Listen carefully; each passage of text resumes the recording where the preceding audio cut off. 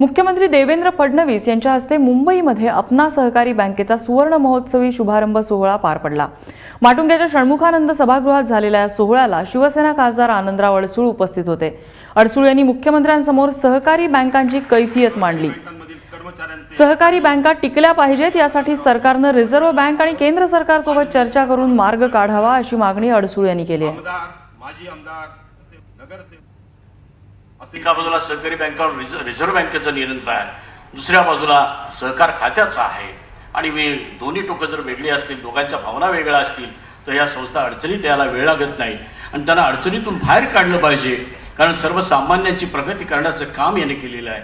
आमची भाजीवाले की राष्ट्रीयकृत बँकेमध्ये कर्ज मागायला जाऊ शकत नाही, हातगाडीवाला जाऊ शकत नाही, परंतु तो मात्र आमचा हा सहकारी बँकेमध्ये जरूर येतो आणि तिथला कर्मचारी त्यांच्याच पैकी असल्यामुळे तोही त्याला सहकार्य करतो आणि त्यांची अडचण दूर करतो।